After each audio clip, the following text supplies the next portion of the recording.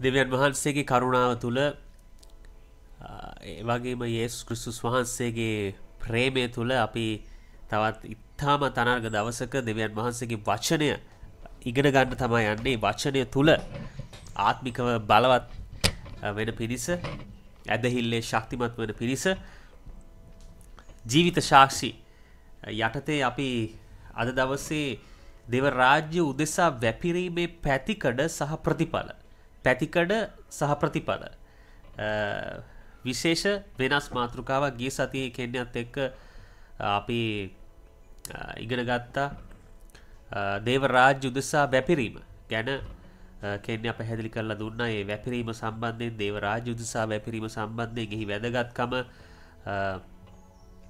දේව වචනය ඇසුරෙන්, ඒ වගේම උන්වහන්සේ නැවතත් සහ මේ සතියේත් ජීවිත සාක්ෂි යටතේ මම යාඥා කරනකොට උන්වහන්සේ මඟ පෙන්නුවේ මේ කාරණේම වෙනස් පැතිකඩ ගැන ඔබත් සමග කතා කරන්න කියලා. ඉතින් ඒක නිසා අපේ අද මාතෘකාව දේව රාජ්‍ය උදෙසා වැපිරීමේ පැතිකඩ සහ ප්‍රතිඵල. මේ වැපිරීම සම්බන්ධයෙන්, දේව රාජ්‍යයේ වැපිරීම, දේව රාජ්‍ය උදෙසා දීම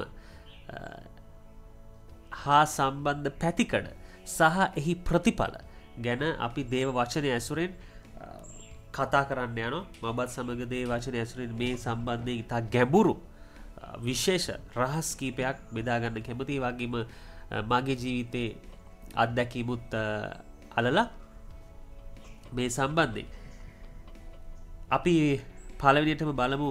ශුද්ධ මාක් පොතේ 4 වෙනි පරිච්ඡේදයේ 8 වෙනි පදේ තියෙනවා තවත් සමහරක් සරුබිමේ වැටුණේය. ඒවා පැලවි වැඩි ඵල දෙමින් එකෙන් 30ක්ද, එකෙන් 60ක්ද, එකෙන් 100ක්ද බැගින් අස්වැන්න ඉපද වීය.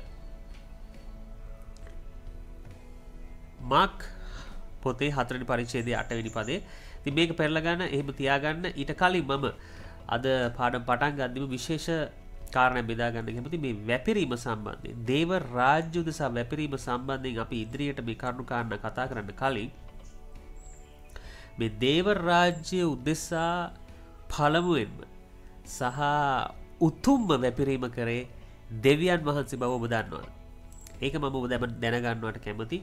මොකද දෙවියන් වහන්සේ වැපිරුවේ මොකද්ද? උන්වහන්සේගේ ඒකජාතක පුත්‍රයාව යේසුස් ක්‍රිස්තුස් වහන්සේව දේව රාජ්‍ය උදෙසා දෙවියන් වහන්සේ වැපිරුවා. ඒක දේව රාජ්‍යයේ සම්බන්ධ රහසක්. මේක ඔබ දැනගන්න ඕන මම කැමතියි. එතකොට මේකේ ස්ටාර්ට් එක, මේකේ බිගිනින් එක, මේ කන්සෙප්ට් එක එන්නේ දෙවියන් වහන්සේගේ. දේව රාජ්‍ය උදෙසා දෙවියන් වහන්සේ විසින් උන්වහන්සේගේම එකම පුත්‍රයා යේසුස් ක්‍රිස්තුස් වහන්සේව වැපිරුවා.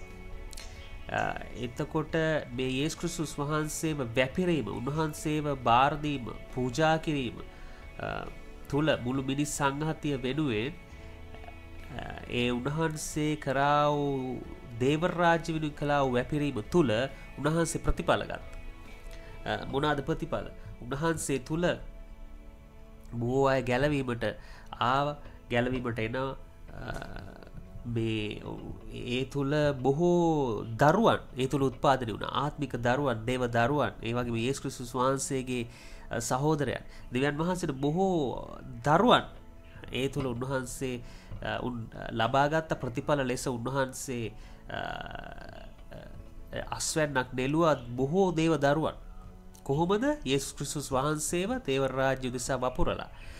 බලන්න, ඒක අනර්ග රහසක්, දේව රාජ්‍යයේ සත්‍යතාවයක්. එතනින් මම අද පටන් ගන්න කැමතියි. මේ කන්සෙප්ට් එක, මේ සංකල්පය දෙවියන් වහන්සේගේ, මේක උන්වහන්සේගේ කැමැත්ත. දෙවියන් වහන්සේ තමයි අපි සියලු දෙනාටම කලින් පළවෙනිටම දේව රාජ්‍ය උදෙසා වැපිරුවේ සහ උතුම්ම දේ වැපිරුවේ මිල්ල කළ නොහැකි දේ. උන්වහන්සේගේ එකම පුත්‍රයා, ඒක ජාතක පුත්‍රයා උන්වහන්සේ අප වෙනුවෙන්, ඔබ වෙනුවෙන්, මව වෙනුවෙන් වැපිරුවා. ඒ තුල උන්වහන්සේ බොහෝ දේව දරුවන්, ඒ වගේ යේසුස් වහන්සේගේ සහෝදර සහෝදරයන් උන්වහන්සේ ලබා ගත්තා. ඒ වැපිරීම තුල අපි බලමු. දැන් මාක් 4:8 වෙනි පදේ කියනවා මේ සමහරක් සරුබිමේ වැටුණේය. ඒවා පැලවි ඵල දෙමින් එකෙන් 30ක්ද, එකෙන් 60ක්ද, එකෙන් 100ක්ද බැවින් අස්වැන්න ඉපදී. එතන මෙතන කාරණා දෙකක් තියෙනවා. එකක් විශේෂ කාරණා අතර මේ සරුබිම ගැන සඳහන් වෙලා තිනවා සහ දෙවෙනියට මේ ගුණණය වීම සම්බන්ධයෙන්. එතකොට අපි පළවෙනිටම අද පළවෙනි කාරණේ කතා කරමු මේ සරුබිම ගැන. එතකොට මේ අපි දේව රාජ්‍ය උදෙසා වපුරද්දී අපි විශේෂයෙන් සිහියේ තබාගත යුතු කාරණය තමයි අපි සරුබිමේ තමයි වපුරන්න ඕනේ. ඉතින් සරුබිම කියන්නේ මොකක්ද? මෙතන මේ වපුරන්නගේ උපමා කතාවේ තියෙනවා සමහර බීජ පාරට අස්සල වැටෙනලු ඒවා පක්ෂී නහුලන් ගියා. සමහර බීජ පස් නැති ගල් බිමේ වැටුණා. ඒවා වැඩකට උනේත් නැහැ. සමහර බීජ කටු අතර වැටුණා. ඒවා වැඩකට උනේත් මේ කිසිම මේ බීජ වලින් කිසිම තේරුමක් වැඩක් උනේ නැහැ. නමුත් සරුපසේ දාපු බීජ සරුපසේ වපුරපු බීජ පැලවුණා විතරක් නෙවෙයි වර්ධනය වුණා විතරක් නෙවෙයි ඒවා ගුණණය පෙලා අස්වැන්නක් ලබා ගත්තා කියලා තියෙනවා. ඉතින් සරුපස සාමාන්‍ය පස තියෙනවා සහ සරුපස දෙකක්. මේ සාමාන්‍ය පසේ නැතුව ගල්වල වැටුනේවා වැඩක වෙලත් නැහැ. සාමාන්‍ය පසේ පාරයිනේ පස්වල පාර අයිනේ තියෙන ඒ වැඩකුත් නැහැ. කටු අස්සේ ඒ වැඩකුත් නැහැ. නමුත් සරුපසේ වැඩුණ එකට ගුණණය හම්බුණා කියලා. ඒතර මොකද්ද මේ සරුපස? දේව රාජ සදීදී ඔබ අයිඩෙන්ටිෆයි කරගන්න ඕනේ. ඔබ හඳුනා ගන්න ඕනේ. දේව රාජ්‍යයේ උදෙසා දීමේදී මේ සරුපස ඒ කියන්නේ සරුපස කියන්නේ ආත්ම ගැලවෙන ආත්ම දිනාගන්න සුභාරංචිය ඉදිරියට යන දේව රාජ්‍ය ඉස්සරහට තල්ලු කරන මේ වගේ මිනිස්ට්‍රීස් විශේෂයෙන්ම ඔබ අගය කරන ඔබ ආස ඔබත් සම්බන්ධ වෙන්න ආස හිතෙන ඔබට ඒ මිනිස්ට්‍රී ගැන සමාදානයක් තියෙන්න ඕනේ. ඒ වගේම මේ මිනිස්ට්‍රී එක තුලින් ඒ සේවය තුලින් ඔබ හෝ තව අය ඔබ දකින්න පුළුවන් ඔබ දැනෙන්න ඕනේ ඔබ දකින්න ඕනේ ඔබ අහන්න ඕනේ තව අය බොහෝ පෝෂණය වෙනවා. එහෙම නැත්නම් ඔබ පෝෂණය ලබනවා. නැත්නම් තව බොහෝ මනුෂ්‍යයන් පෝෂණය වෙන මිනිස්ට්‍රියක් වෙනවා. ඒ වගේම එහෙම නැත්නම් ඔබත් එසේ කිරීමට කැමති. ඒ වගේ මිනිස්ට්‍රි එකක් ඔබටත් කරන්න ආස හිතෙන. මෙලෙස ඔබට සමාදානයක් ඇති ඔබ දකින්න අහන්න ආස. හරිම සමාදානයක් තියෙන අන්න ඒක තමයි සරුපස. එතන බොහෝ ආත්ම ගැලවෙනවා ඔබ දකින්න ඕනේ ඔබ අහන්න ඕනේ බොහෝ සුභාරංචි ඉස්සරහට යනවා දේ වචනේ උගන්වනවා හරි වචනේ උගන්වනවා දේ වචනේ paludu කරන්නේ නැහැ දේ වචනේ වෙනස් කරන්නේ නැහැ ඒ වගේම ඒ ලාභතක මුදල් පසුපස යන්නේ නැහැ නමුත් දෙවියන් වහන්සේගේ රාජ්‍ය උදෙසා තමයි මේ වෙන්නේ කියන ඒ කාරණා තුල ඔබ බලන්න ඕනේ මිනිස්ට්‍රි එකේ එසේ ඒ ගුණාංග තියෙනවාද එතකොට ඔබට තෝරගන්න පුළුවන් මේක සරුපසක් මෙතන මම වැපුරුවා කියන්නේ මෙතන මම මගේ බීජ දැම්මා කියන්නේ මේක වර්ධනය වෙනවා මේක වැඩකට ඇති දෙයක් වෙනවා මේක ඵලදායී වෙනවා ඉතින් ඒක නිසා පළවෙනිම කාරණේ තමයි මේ තේව රාජ්‍ය උදෙසා වැපිරීමේ පැතිකඩ සහ ප්‍රතිඵල මේ පැතිකඩ අපි දැනගන්න ඕනේ මොකද්ද මේ පැතිකඩ සරුපසේ තමයි අපි බීජ වපුරන්න ඕනේ එනම් නිවැරදි මිනිස්ට්‍රි එක හරි මිනිස්ට්‍රි එක ඔබ තෝරාගෙන හරි මිනිස්ට්‍රීස් වලට තමයි ඔබ ඒ සපෝට් කරන්න ඕනේ ඔබ වැරදි මිනිස්ට්‍රි එකකට ඒ කියන්නේ හරි ලෙස සේවය නොවෙන්නා වූ අඩපණ වෙච්ච හරි ලෙස වචනේ නොයන්නා වූ හරි ලෙස බලයෙන් වචනේ දෙකෙන්ම ක්‍රියා නොකරන්නා වූ දේ වචනේ වෙනස් කරන්නා වූ වගේම ලාභයට විතරක් සේවය කරන්නා එවැනි තැනකට ඔබ වැපිරීමෙන් එතන ඔබ ඵලයක් ලබන්නේ ඒක ගුණණය වීමක් වෙන්නේත් නැහැ එතනට වර්ධනයක් එන්නේ නැහැ එතන ඒක අර්ථ රහිතයි ඒක නිර්ාර්ථකයි ඒක හිස් වෙන එක අපරාධ වෙනවා ඒක නිසා ඔබ සරුපස තෝරගන්න ඕනේ නැත්තම් පැලවෙන්නේ මේ අපි සුභාරංචි කියද්දී උනත් මේ එතෙන්දිත් මේ සරුපස වැදගත් සුභාරංචි කියද්දී අපි පස සමහරට ඒ කියන්නේ සමහර මිනිස්සුන්ගේ හිත් දැඩි ඒ කියන්නේ සමහර පස් තියෙනවා සමහර අපි දැකලා තියෙනවා මේ හරි හයියි හරි ඝනයි ඉතින් මේ දැඩි හිතකට අපි එක පාට ගිහිල්ලා ඒස්වා සම්බඳ කුරුසේ වචනය සුභාරංචි කිව කියලා ඒගොල්ලෝ ඒක ඇදහිම කීකරුකමට අපි පොඩ්ඩක් පස බුරුල් කරන්න පස සරු පසක් දක්කට අපි පෙරලන් කොහොමද අපි ප්‍රේමයෙන් අපි ගනුදෙනු කරන්න අපි ඇදහිල්ලෙන් ගනුදෙනුක අපි ඉවසීමෙන් ගනුදෙනු කරනවා කියන්න එතකොට පස බොරුල් වෙනවා එයාගේ හිත මුරුදු වෙනවා ඊට පස්සේ තම අපි වපුරන්න ඊට පස්සේ තම අපි වචනේ දේ වචනේ බීජය තැන්පත් කරන්න ඕනේ එහෙම දානකොට ඒක සරු පසක් වෙලා ඉවරයි ඒක නිසා ඒක තැන්පත් වෙනවා ඒකට දෙවියන් වහන්සේ වර්ධනය දෙනවා ඒක පැලවෙනවා අන්න එහෙමයි අත සුභාරංචිදී පවා මේ සුභාරංචි සේවයේදී ඔබ කැමති නම් ආත්ම දිනා ගන්න ආත්ම ගලවන්න මේ සුභාරංචි සේවය දෙවියන් වහන්සේ කියන්නේ යේසුස් වහන්සේ ගැන කියන්නේ එතනදී මේ සරුපස ඔබ හඳුනගෙන අයිඩෙන්ටිෆයි කරන ඒ සරුපාස තුල වපුරන එක දේ වචනේ දාන එක බීජ දාන එක ඒක වැදගත් පළවෙනිම කාරණය සරුපස තුල තමයි මේ අපි වපුරන දෙවෙනි මෙතන කියලා තියෙනවා මේ ඒ පැල වැඩි වී ඵල දෙමින් මේ වැඩි වී ඵල දෙමින් කියන්නේ මල්ටිප්ලයි තව ඉන්ක්‍රීස් එකෙන් 30ක්ද එකෙන් 60ක්ද එකෙන් 100ක්ද බැගින් අස්වැන්න ඉපදී මේ කියන්නේ මේ ගුණණය වීමක් ගැන මෙතන කතා කරනවා. එතකොට දෙවියන් වහන්සේ මෙසේ ඔබ සරුපස්සේ වැපිරූ විට සරුපසට ඔබ දුන් විට ඒකට ගුණණය දෙවියන් වහන්සේ දෙනවා. ඒක වැඩි කරනවා. උන්වහන්සේ මල්ටිප්ලයි කරනවා. ඒක වැඩි කරනවා. ඒක තමයි දේව රාජ්‍ය සිස්ටම් එක. එසේ මේ දෙවියන් වහන්සේකට වර්ධනය දෙනවා වැඩිවීම දෙනවා ගුණණයවීම සිද්ධ වෙන්නේ ඔබ සරුපසේ වැපිරෝ විට මෙතෙන් ජීවිත සාක්ෂි අතට අපි මේ ඉගෙන ගන්න නිසා මමත් මේ මුලදී මේ සරුපස මට අඳුන ගන්න බැරි වුණා මම දන්නේ හරියටම කොහොමද කොයි මිනිස්ට්‍රියකටද කොයි දේව සේවය කරන කෙනාටද දෙන්න කියලා මේක අඳුරගන්න හරි අපහසු වුණා. නමුත් ඒ වචනේ ඉගෙන ගන්න දෙවියන් වහන්සේගේ ආත්මයන් වහන්සේ තුල වර්ධනය වෙන්න උන්වහන්සේගේ මඟ පෙන්වීම පෙළඹීම මතම මම දෙන්න පටන් ගත්තා. මම අයිඩෙන්ටිෆයි කරගත්ත අඳුරගත්ත හරි මිනිස්ට්‍රීස් මොනවාද? හරි ලෙස සේවය කරන්නා වූ අය ආත්මයෙන් සේවය කරන්නා අය කවුද කියලා හඳුනගන්න මට උදව්පකාරුණා. ඒ කියන්නේ ආත්මයන් වහන්සේ පොළඹන විදිහටම උන්වහන්සේ මගේ හදවතේ තබන විදිහට මම මූව් වෙලා ඒ කියන්නේ මම ඒ විදිහට ඒ ආකාරයට ගලාගෙන යන්න පුරුදු වුණා. ඒ උන්වහන්සේ මඟ පෙන්නන විදිහට මඟ පෙන්නන කෙනාට මඟ පෙන්නන මිනිස්ට්‍රියකට සපෝට් කරන්න.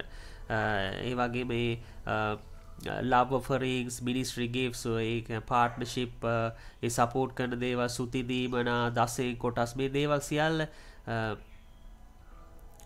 එලෙස ආත්මයන් වහන්සේ පොළඹන ආකාරයට දෙන්න පුරුදුනා. ඒ හුරුවීම පුරුදුවීම තුළ මම දැක්කා මගේ ඒ දාන බීජයට මම ඒ දෙන්නා වූ පඳුරට ඒ දීමනාවට දෙවියන් වහන්සේ ගුණනැවීම දුන්නා. කෙන්නත් මාත් මේක ජීවිත සාක්ෂියක් මේක අපි දෙන්න අපි ගොඩක් අත්දැක්ක අපි පසු කාලෙනම මේ ආත්මයන් වහන්සේට මේ දේ ඉඩදීම තුළ ශුද්ධාමාසයකින්ම පෙළඹවීම තුළ යාශ්‍යා කරලා උන්වහන්සේගෙන් අහලා උන්වහන්සේ මඟ පෙන්වන හදවතට කියන හදවතේ තබන ඒ මිනිස්ට්‍රියකට ඒ කෙනාට ඒ දේවදාසයාට දේවනාසගේ මිනිසයාට ඒ මිනිස්ට්‍රියකට දීම තුළ බොහෝ අපි දැක්කා ඒ දෙන්නා ඒ මුදලට ඒ බීජයට සමහර මුදල්නේ සමහර බඩු බාහිරාදී වෙන්න පුළුවන් මේ දේවල් වලට දෙවියන් වහන්සේ පුදුමාකාර විදිහට ගුණණය වීමක් දුන්නා. වැඩි වර්ධනය වුණා. සමහරලාට අපි උදාහරණයකට අපි කියමු හාල් කිලෝ කීපයක් අපි කියමු 5ක් 10ක් අපි බෙදලා දෙනවා. මේ 5-10 බෙදලා දුන්නාම එතකොට අපි හරි සරු පසට ඒක දැම්මහම 25ක් ගෙදෙට්ට එන තත්ත්වයට උන්වහන්සේකට ගුණණය දුන්නා. ඉතින් මේක දේව රාජ්‍ය මේක රහසක්. මේක ජීවිත සාක්ෂියක්. මම පැහැදිලිව මමත් කෙන්නත් මේක අත්දැක්ක අපි අයිඩෙන්ටිෆයි කරගෙන සරුපසේ වැපිරීම තුර මේ ගුණණය වීම අපි ජීවිතයේ අත්දැක්කා. දිගින් දිගට මේක අත්දකිමින් පවතිනවා. ඒක නිසා ඔබට දෙවනි කාරණය ඔබ දැනගන්න ඕනේ මේ සරුපසේ වැපිරීම තමයි පළවෙනි දේ කාරණේ. දෙවැනි එක මේ සරුපසේ වැපිරි විට දෙවියන් වහන්සේ ඔබේ බීජයට ඔබේ මුදලට ඔබ වපුරන්නා වූ දෙයට ගුණණය වීම දෙවියන් වහන්සේ දෙනවා. එතකොට අපි යනවා තුන්වෙනි කාරණයට.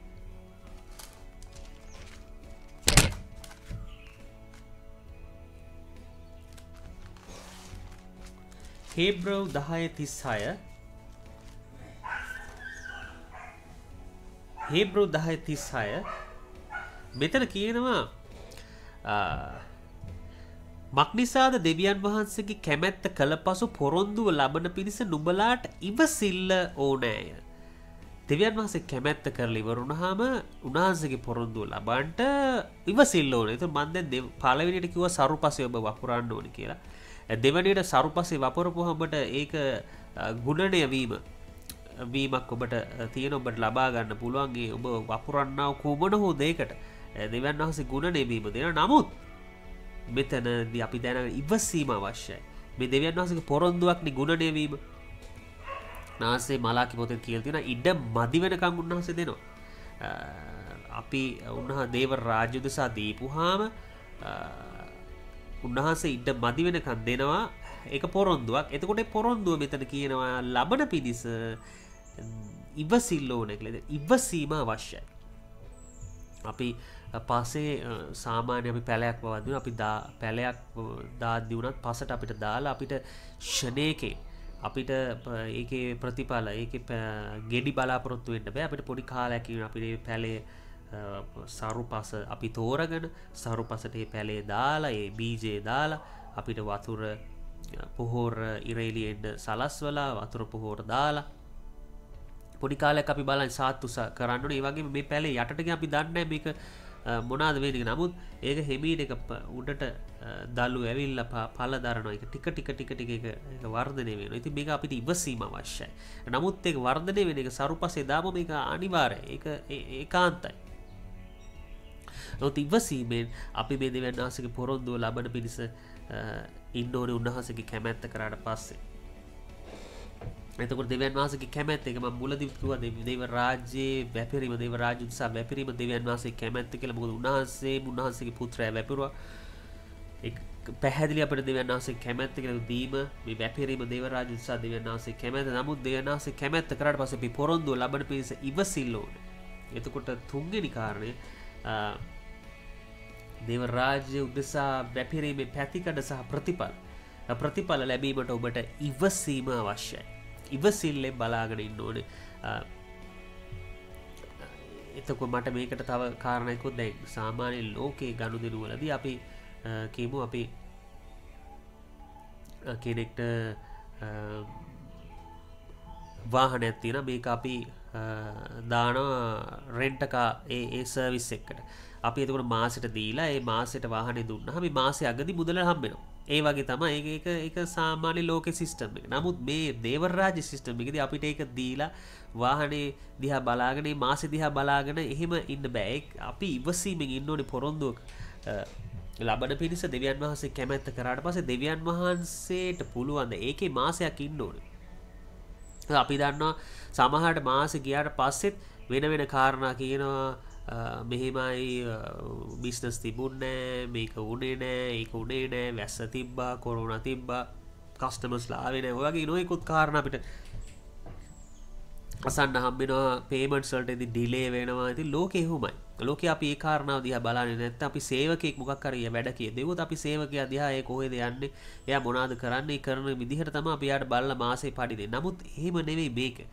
දේව රාජ්‍ය උදෙසා අපි වපුරපුවාම ඒකේ ප්‍රතිකඩ සහ ප්‍රතිඵල අපි කතා කරන්නේ මේක මෙතෙන්දී අපි දෙවියන් වහන්සේ කැමැත්ත කියලා දැනගෙන අපි සරුපස තෝරගෙන අපි වපුරනවා දේව රාජ්‍යයට දෙනවා. දුන්නහම දෙවියන් වහන්සේ කිය දෙන ගුණණය වීම දෙවියන් වහන්සේකට දෙනවා කියලා. ඒතකොට ඒක තමයි පොරොන්දු එක බලාගෙන අපි දෙවියන් වහන්සේ කැමැත්ත කළ ඉවසීමෙන් ඉනවා. ඒතර උන්වහන්සේට පුළුවන් සමහර දවස් 5න් සමහරට එක දවසෙන් සමහරට පැයක් ඇතුළත සමහරට එස්සැනින් සමහරට ඒක මාස 2ක් වෙන්න පුළුවන්. නමුත් උන්වහන්සේ පොරොන්දු ලබා ඉවසීමේනොට උන්වහන්සේ ඒක කරනවා. ඒක ස්ථිරයි. ඒකේ වෙනසක් වෙන්නේ නැහැ. ඒක ඒකාන්තයි. ඒක නිසැකයි. දෙවියන් වහන්සේකට ගුණ නෙවීම දෙනවා. අපි ඉවසිල්ලෙන් ඒක බලාගෙන ඉන්න ඕනේ. එතකොට තුන්වෙනි කාරණේ ඉවසීම අවශ්‍ය. හතරවෙනි කාරණේ මේක දෙවියන් වහන්සේගේ කැමැත්ත. දේව රාජ්‍ය උදෙසා වැපිරීම දෙවියන් වහන්සේගේ කැමැත්ත තමයි හතරවෙනි කාරණේ. ඒක කාරණා හතරක් දැන් අපි බැලුවා. සරුපසේ වැපිරීම. එතකොට දෙවැනියට දෙවියන් වහන්සේ මේ දේව රාජ්‍ය උදෙසා වැපිරීම වෙනුවෙන් ගුණ නෙවීම දෙනවා. එතකොට තුන්වෙනිම මේ දේව රාජ්‍ය උදෙසා වැපිරුව විට අපිට ඉවසීම අවශ්‍ය වෙනවා. ඒ වගේම මේ හතරවෙනි කාරණේ දෙවික දෙවියන් වහන්සේ කැමැත්ත. මොකද මම තව මම ජීවිත සාක්ෂි ඉදිරියට මම කැමති බෙදාගෙන අපි සමහර දේව රාජ්‍යයට දුන්නාම අර මම කිව්ව අර කාර් එක අර නැත්තම් සේවකයෙක් දිහා බලාගෙන ඉන්නවා වගේ අපිට බලාගෙන ඉන්න බෑ. අපිට මොනවද වෙන්නේ කියලා අපි දන්නේ නැහැ. ඒක දෙවියන් වහන්සේගේ කාරණාවක්. අපිට ඒක මොනිටර් කරන්න බෑ. මොනවද මේක රස්සාවක්, මේක ජොබ් එකක්, මේක නිකන් කම්පැනියක් වගේ නෙවෙයි. මේක දේව රාජ්‍ය. දේව රාජ්‍ය වෙනස්. අපි දේව රාජ්‍යට දීලා අපි ඇදහිල්ලෙන් දීලා අපි ඉවසිල්ලෙන් අපි බලාගෙන ඉන්නවා. දෙවියන් වහන්සේගේ පොරොන්දුව තුල දෙවියන් වහන්සේ කැමැත්ත කරලා අපි සරුපසේ දාලා පුහාම දෙවියන් වහන්සේ තමයි ඒකට වර්ධනය දෙන්නේ. දෙවියන් වහන්සේ හරි ඍතුවේදී හරි කාලයේදී අවශ්‍ය මොහොතේදී උන්වහන්සේ නොහිතන්නා විදිහට අරකේ ඒ කාර්කේ එතනින්ම තමයි අපිට ඒ ගාන වෙන තැනකින් එන්න බෑ. ඒ උදාහරණයක් අපි දෙයක් එක දෙයක්කට අපි ආයෝජනය කරලා අපි කියමු බිස්කට් කම්පැනි එක ඒ බිස්කට් වලට ආයෝජනය කරලා ඒ වැඩේ කරනවා. නැත්තම් ඇඳුම්. ඒ වැඩේ කරපුවම අපිට ඇඳුම් වලට ආයෝජනය කරපුවම නැත්නම් බිස්කට් වලට ආයෝජනය කරපුවම අපිට කේක් වලින් ආදායමක් එන්නේ නැහැ. ඒක අර දෙයක්ම තමයි එන්න ඕනේ. ඉතින් නමුත් දේව රාජ්‍යයේ සිස්ටම් එක වෙනස්. දේව රාජ්‍ය එහෙම නෙවෙයි. අපි දේව රාජ්‍ය සදීපුවාම අපි හිතන මාර්ගවලින් නෙවෙයි. අපි බලාපොරොත්තු වෙන මාර්ගවලින් නෙවෙයි. අපි නොහිතන්නා වූ මාර්ගවලින් නොහිතන්නා වූ විදිහට කිසිම සේකින් බලාපොරොත්තු නොවූ මිනිසුන් තුළින් අපිට හිතා ගන්නවත් බැරි මිනිසුන් තුළින් හිතා ගන්න බැරි රටවල් වල හිතා ගන්නවත් බැරි ප්‍රදේශවල මෙන්න මේ දෙවියන් වහන්සේ පාවිච්චි කරලා උන්වහන්සේ ගුණණය වීම දෙනවා අපිට. වර්ධනය දෙනවා. අපේ බීජයට උන්වහන්සේ නැවත ඒක වැඩි කරලා අපිට දෙනවා. අපිට හිතා ගන්න බැරි අපි නොහිතන්න මාර්ගවලට අපිට ඒ සැපීම අපිට උන්වහන්සේ ලබා දෙනවා. මුදල් වෙන්න පුළුවන්, බඩු බාහිරාදී වෙන්න පුළුවන්, ඇඳුම් පැළඳුම් වෙන්න පුළුවන්. මේ සියල්ල වගේම මේකට ආත්මික දේත් සම්බන්ධයි. ආත්මික දේ වෙන්න පුළුවන්. අපි ආත්මික දේ අපි දන්න පොඩි දේ අපි තව කෙනෙක්ට කියලා දුන්නාම සමහරවිට අපි නොහිතන්නා වූ බලවත් අය අපිට ඒ අයව මුණ ගැහෙන්න යත් එක්ක කතා කරන්න යත් එක්ක වචනයක් බෙදා ගන්න අපිට අවස්ථාව දෙවියන් වහන්සේ හදලා දෙනවා. ඒක නිසා අපි අර කම්පැනි වල අර කාර් මම කිව්වා ඒ වගේ නැත්තම් ඒ කාර් එක අපි දාපුවාම ටැක්සි සර්විස් එකකට ඒ සර්විස් එකකින්ම තමයි අපිට ඒ මුදල එන්නේ. දැන් අපි ටැක්සි සර්විස් එකකට කාර් එක දුන්නාම අපේ වාහනේ ටැක්සි සර්විස් එකට දුන්නාම අපිට රජයේ මුදලක් දෙන්නේ නැහැ. ඒ ටැක්සි සර්විස් එකකින්ම තමයි ගෙවන්න ඕනේ. මම හිතනවා ඔබට පැහැදිලි කියලා. එහෙම නැත්නම් අපි රෙදි මහනවා. අපි රෙදි 50ක් මහපුවාම මේ රෙදි 50ෙන්ම තමයි අපිට මුදල් එන්න ඕනේ. නැත්නම් අපිට මේ රෙදි 50 මහපුවාම අපිට වෙන එළවලු වගාවකින් මුදල් එන්නේ නැහැ. නමුත් දේව රාජ්‍ය උදෙසා වැපිරීම වෙනස්. මේක ඒ විදිහෙන් නෙවෙයි. අපි හිතන ආකාරයට නෙවෙයි. අපි බලාපොරොත්තු වෙන විදිහට නෙවෙයි. අපි දෙවියන් වහන්සේ පුදුම විදිහට අපි නොහිතන විදිහට අපි දේව රාජ්‍ය උදෙසා වැපිරුවාම අපි සරුපසේ වපුරපුවාම උන්වහන්සේ ප්‍රතිඵල දෙනවා. උන්වහන්සේකට විපාක දෙනවා. නොහිතන්නා මනුෂ්‍යයන් පාවිච්චි කරනවා. නොහිතන්නා වූ විදි, නොහිතන්නා වූ අත්වැඩ උන්වහන්සේ දෙනවා. නොහිතන්නා වූ ලාභ අපිට ලබලා දෙනවා. අපිට නොහිතන්නා වූ ආකාරයෙන් අපිට උන්වහන්සේ සැපයීම දෙනවා. අන්න ඒක තමයි දෙවියන් වහන්සේගේ සිස්ටම් එක. ඉන්නේ ඒකයි වැදගත් මේ දේව රාජ්‍යයේ වැපිරීම. එහි පැතිකඩ සහ ප්‍රතිඵල අපි අද ඉගෙන ගන්නේ. ඒ තුළ මම හිතනවා ඔබ බොහෝ දේවල්, බොහෝ රහස් දේව රාජ්‍ය සම්බන්ධ ඉගෙන ගන්නවා. ඉතින් මම මුලදී මට ප්‍රශ්නයක් තිබුණා කොහොමද මම දේව රාජ්‍යයට දුන්නාම මට ලැබෙන්නේ? මම කොහොමද මගේ ගාව පොඩි ගාණක් තියෙන්නේ? මම මේ පොඩි ගාණ නැත්තම් මම ගාව සාමාන්‍ය ගානක් තියෙනවා. මේ සාමාන්‍ය ගානනුත් දසෙන් කොටස්. මේ සාමාන්‍ය ගානනුත් මම දේව සේවකයන් දේව රාජ්‍ය වෙනුවෙන් මම දුන්නාම මට ඉතුරු වෙන්නේ පොඩි ගාන. එතකොට මාත් කෙන්නේත් කොහොමද ජීවත් වෙන්නේ? එතකොට අපිට මේක ඇති වෙයිද? කියලා ඔන්න ඔය වගේ ආකාරයට තමයි හිතන්න පුරුදු වෙලා ඉතින් මානසිකව. ඒ වගේම යස්සයවකට තව දේවල් දාන මේක මෙයාට දීලා වැඩක් නැහැ. මේ මිනිස්ට්‍රි එකට ඕනේ නැහැ. මිනිස්ට්‍රි එකට ඒක අවශ්‍ය නැහැ. දැන් ඔය වගේ ඔය ආකාරයට නමුත් දේ වචනේ තුල හොඳට ශක්තිමත් දේ වචනේ හොඳට දැනගත්තාම ආත්මයන් වහන්සේට සංවේදී වුණාම යාඥා වැඩි කරගත්තාම දේවනාසේ මඟ පෙන්න සුදාමාසේ මඟ පෙන්වන මේ සත්‍යතාවය පසුව මම එහෙම හිතුවේ නෑ සුදාමාසේ පොළඹන ආකාරයට ඒ පොළඹන කෙනාට පොළඹන මිනිස්ට්‍රි එකට උන්වහන්සේ මඟ පෙන්නන දේවදාසයාට දෙන්න පටන් ගත්තා.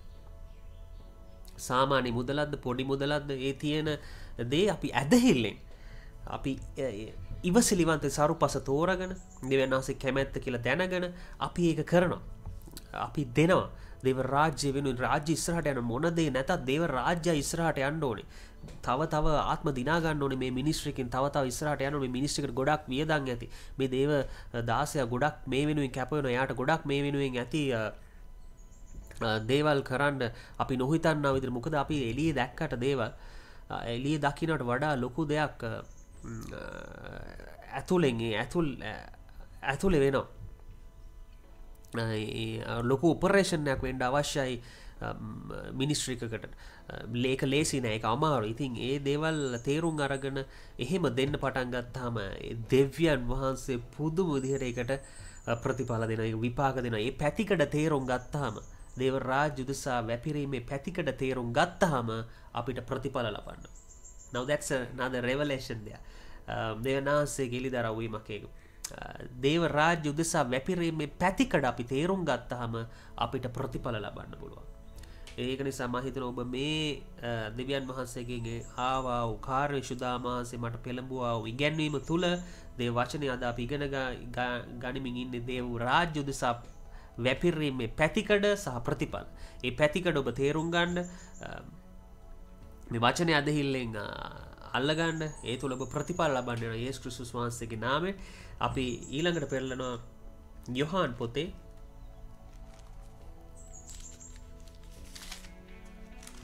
3:2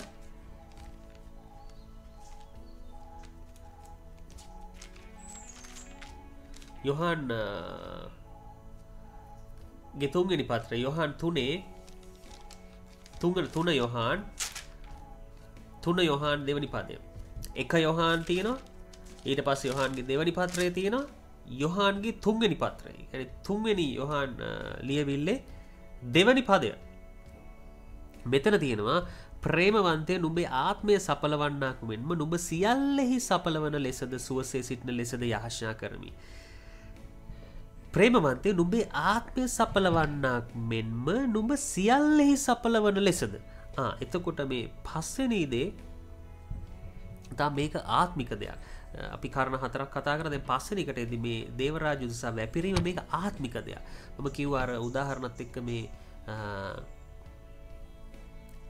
ලෝකයේ අර රැකියා සම්බන්ධ කම්පැනි සම්බන්ධ මිනිස්සෙක්ට අපි ගාණක් දීලා ඒ ගාණ අපි ගාණ විතරක් නෙවෙයි අපි සමාජයට මෙහෙම කියමු අපි කියමු එක මිනිස්සෙක්ට අපි රුපියල් 200ක් දීලා එයාට කියනවා මේ ගහේ මේ වත්තේ තියෙන පොල් ගෙඩි ටික ඔක්කොම කඩලා දෙන්න. එතකොට එයා ඒ 200 අරගෙන එයා අපිට ඇඳුම් ගෙනත් දෙන්නේ නැහැ. එයා පොල් ගෙඩි තමයි කඩලා දෙන්නේ. ඒ වගේ ඒක ලෝකයේ සිස්ටම් එකේ ඒ විදිහට යන්නේ. නමුත් දේව රාජ්‍ය උදෙසා වපුරා දේ විදිහට නෙවෙයි. අපි දේව රාජ්‍ය උදෙසා යමක් දුන්නාම ඊට හාත්පසින් වෙනස් විදිහට අපි නොහිතන්නා වූ විදිහ නොහිතන්නා වූ දවස්වල නොහිතන්නා වූ ආකාර නොහිතන්නා වූ මිනිසුන් තුලින් දෙවනාසේ ප්‍රතිඵල දෙනවා. මම හිතනවා ඔබට මේ මම කියන දේ පැහැදිලි කියලා. දැන් අපිට 200 දීලා පොල් කඩන්න කියලා මිනිස්සෙට දුන්නාම ඒ මිනිස්සයා අපිට රත්තරන් අරන් එන්නේ නැහැ. ඒ මිනිස්සයා අපිට නැවත 20000ක් දෙන්නේ නැහැ. නමුත් දෙවියන් වහන්සේට පුළුවන්. දෙවියන් වහන්සේ දේව රාජ්‍යයේ ආකාරය වෙනස්.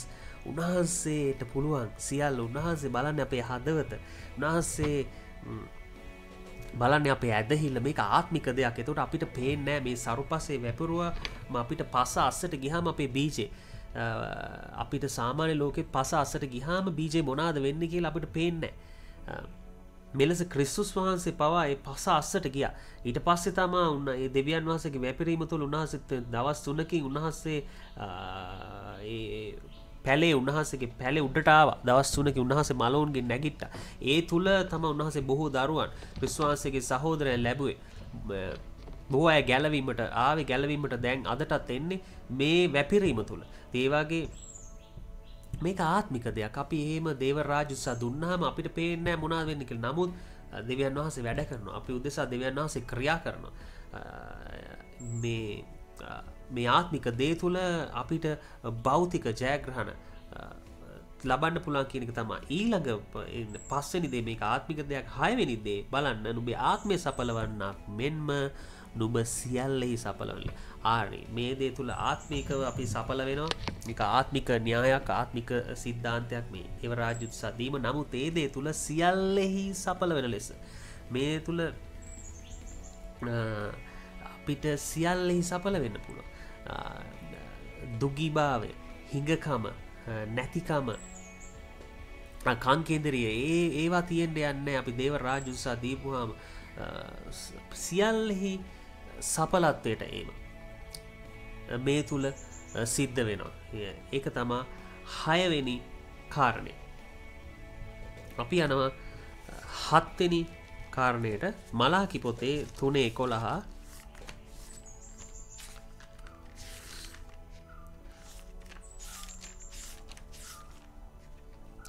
මෙතන කියන නුඹලාගේ භූමියේ ඵල නාස්ති නොකරන ලෙස ඒවා කාදමන්නාට නුඹලා උදෙසා තර්ජන කරන්නෙමි. කෙතේ නුඹලාගේ මිදිවැලත් අකාලෙහි ඵල නොහෙලෙන්නේ යයි සේනාවල ස්වාමීන් වහන්සේ කියනසේක. මලාකි 3:11 වැදගත් දෙයක්. මේක අපි දැනගන්න යුතු දේව රාජ්‍ය රහසක්. මේ අපි දේව රාජ්‍ය උදෙසා දෙනකොට මේ මලාකි ඔබට ඕනනම් අවශ්‍ය නම් 3:7 ඉඳලම කියවගෙන එන්න පුළුවන්. දේව රාජ්‍යයට දීම සම්බන්ධය එතන තියෙනවා. මම 11 වෙනි පදේ තමයි ගත්තේ. දේව රාජ්‍යයට දුන්නාම දේව රාජ්‍ය උදෙසා දෙනකොට ඔබ සරුපස්සේ වපුරනකොට දෙවියන් වහන්සේ ඔබගේ අස්වැන්නට වග කියනවා. ඒක තමයි 7 වෙනි කාරණේ. මනුෂ්‍යයා නෙවෙයි, ඒ චර්ච් එක නෙවෙයි, ඒ මිනිස්ට්‍රි එකවත්, ඒ ඔබේ යාළුවවත්, දෙමාපියෝ ඒගොල්ලෝ නෙවෙයි. ජීවමාන දෙවියන් වහන්සේ සපයන්නාව දෙවියන් වහන්සේ, සර්ව බලධාර දෙවියන් වහන්සේ ඔබේ අස්වැන්නට, ඒ ඔබ වපුරපු දෙයට උන්වහන්සේ වග කියනවා. ඉතින් දෙවියන් වහන්සේ වග කියනවා නම් ඊට වඩා මොනවාද? ඉතින් ඔබට අවශ්‍ය දේ නේද? දෙවියන් වහන්සේ වග කියන, දෙවියන් වහන්සේ වග කියනවා කියන එක අදහස් කරන උන්වහන්සේ අනවශ්‍ය වේදම් වෙන්න දෙන්නේ නැහැ. අනවශ්‍ය කාරණා ඔබ සමහරට ගොඩක් මම දැකලා තියෙන සමහර අය මේ අනවශ්‍ය දේවල්වලට බොහෝ වියදම් කරන. මොකද බඩු කැඩෙන දේවල් වලින්, නොහිතන්නා වූ බෙහෙත් හේත් වලින් වෙන්න පුළුවන් එක මේ අලාභ වෙනවා.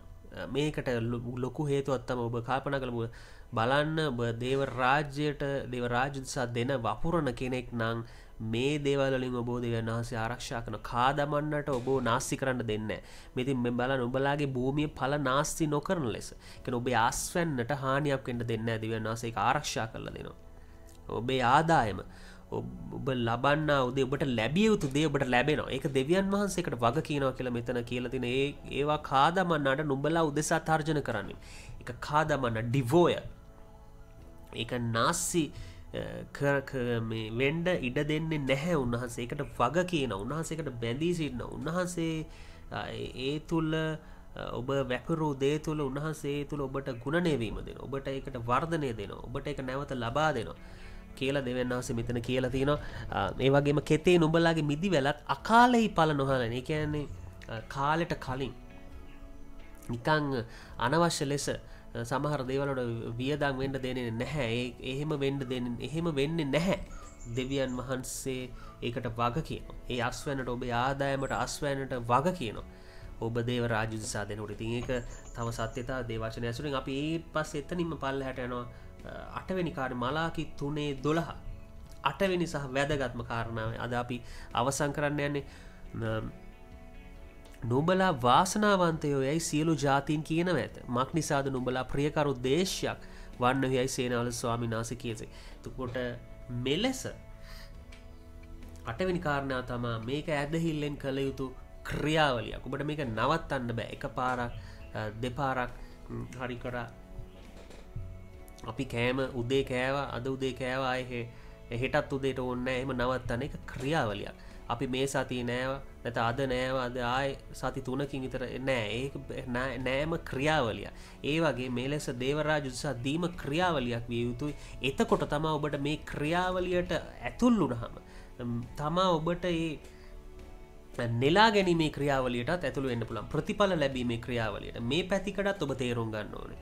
මේ වැපිරීමේ ක්‍රියාවලියට දේවරාජ උදෙසා දීමේ ක්‍රියාවලියට ඔබ ඇතුළත් වෙලා ඔබ ඒක විශ්වාසවන්තව ඔබ ඇදහිල්ලෙන් ඔබ සරුපස් හොයා ගනිමින් අයිඩෙන්ටිෆයි කරමින් මේක දෙවියන් වහන්සේගේ කැමැත්ත කියලා දැනගනිමින් ඉවසීමෙන් ඔබ මේ දේවල් කරනකොට දෙවියන් වහන්සේ ඔබේ ආස්වැනට වග කියනවා.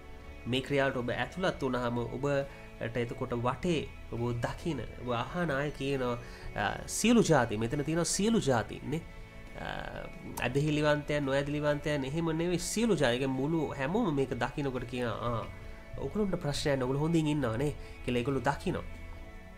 ඔව් මේ කාලේ මේක ජීවිත සාක්ෂියල මම හිතන හොඳම සාක්ෂිය ලෝකේ බොහෝ අය අමාරුකම් අගහිඟකම් ගැන කියනකොට අපිට තියෙන දෙවියන් වහන්සේ ගැන උදම්මනන්න මොකද දෙවියන් වහන්සේ සියල්ල සපයලා තියෙන මේ වගේ අමාරු කාලයක ලෝකේ මේ හිඟේ කියනවා ආහාර හිඟය මේවා නෑ ඒවා නෑ හැම දෙයකින්ම අඩුයි ගාණ වැඩි නමුත් දෙවියන් වහන්සේ අපට සපයලා තියෙනවා දෙවියන් වහන්සේ ඔබට සපයලා තියෙනවා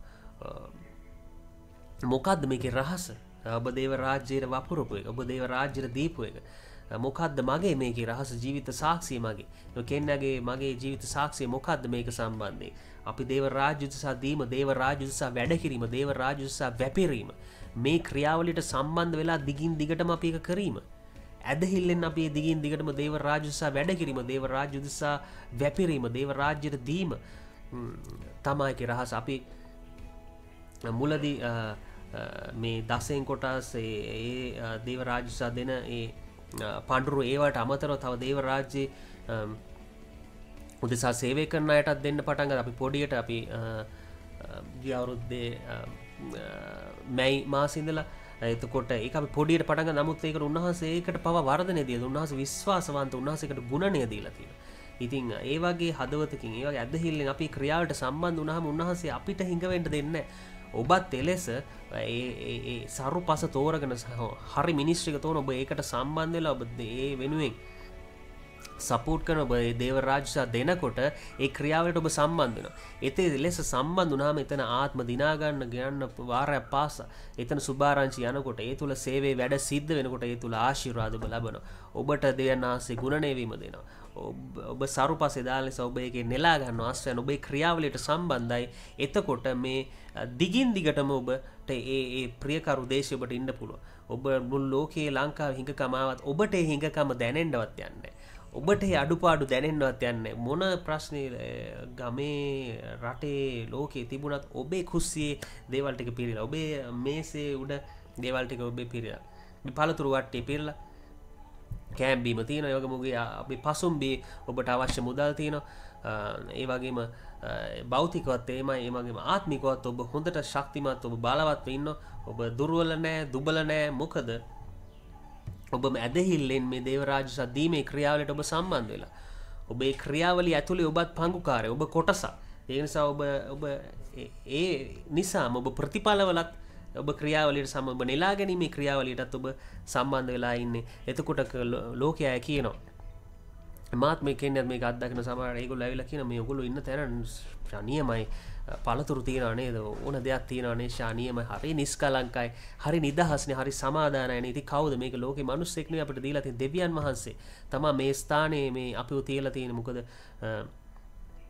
උන්වහන්සේගේ සැලැස්ම මිෂ්ඨ සිද්ධ වෙන පිණිස උන්වහන්සේගේ කැමැත්ත තමයි අපි මෙතන ඉන්නේ එතකොට අපි මේක තේරුම් අරගෙන අපි දිගින් දිගට දේව සේවයේදීලා ඉන්නවා. ඉතින් බොහෝ අය කියනවා මේ අමාරුයි නේ සමහරලාට අපිට එළියට ගියාම කොහොමද? ඉතින් අපි කියනවා නෑ අපිට එහෙම ප්‍රශ්න නැහැ. අපි දෙවියන් වහන්සේ තුල ඉන්න. අපි දෙවියන් වහන්සේගේ දරුවෝ. අපි දෙවියන් වහන්සේට මහිමේ ගෞරවය දෙනවා ඒ ආකාරයෙන්.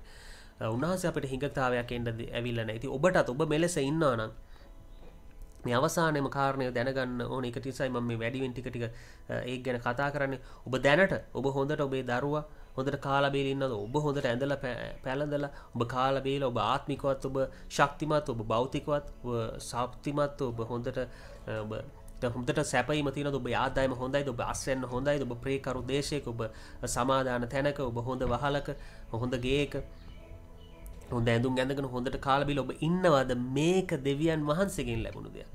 මේක ඔබට දිගින් දිගටම පවත්වා ගන්න නම් ඔබ ඇදහිල්ලෙන් අර දීමේ ක්‍රියාවට සම්බන්ධ වෙලා ඉන්න. එතකොට මේක නැති වෙන්නේ නැහැ. එතකොට ඔබට අනවශ්‍ය පාඩු, අනවශ්‍ය කරදර, හදිස්සි දේවල් වෙන්නේ නැහැ. එතකොට ඔබේ ඵල නාස්ති වෙන්නේ නැහැ. ඔබේ ආදායම එකපාරට නැති වෙන්නේ නැහැ. කඩා වැටෙන්නේ නැහැ. දිගටම ඔබට ඒකේ සම්බන්ධ වෙලා ඉන්න පුළුවන්. සමහරට මං ජීවිත සාක්ෂි අවසානයේ මම බෙදාගෙන කියමු සමහරලාට යස්සය දානවා නෑ දිගටම දුන්නනේ මේ මාසේ පොඩ්ඩක් ටිකක් අඩු කරමු. ටිකක් වෙනස් කරන්න වෙන දෙයක් කරමු. මේ කීලෙවල සමහර අයිඩියාස් දාන මානසික සහයක්ෂයෙන් නෑ. නමුත් යාඥා කරනකොට සුදා මාසේ මග පෙන්නන දෙයටම හදවතට පොළඹන දෙයටම ඒකට කී කරවලා ඒකට සංවේදී වෙලා දේව රාජ්‍ය වර්ධනය උදෙසා දිගින් දිගට වැඩ කරන දිගින් දිගට දෙනකොට අපි ඒ ක්‍රියාවලට සම්බන්ධ වෙනවා. එතකොට කීයටවත් හිඟකමක් එන්නේ නැහැ. තව තව දෙවියන් වහන්සේ ඒ දෙන්නා උදේට ගුණණය වීම දෙනා මිසක් වැඩිවීම වර්ධනය දෙනා මිසක් හිඟකමකට ඔබත් මාත් පත් වෙන්නේ නැහැ. යේසුස් ක්‍රිස්තුස් වහන්සේගේ නාමයෙන්.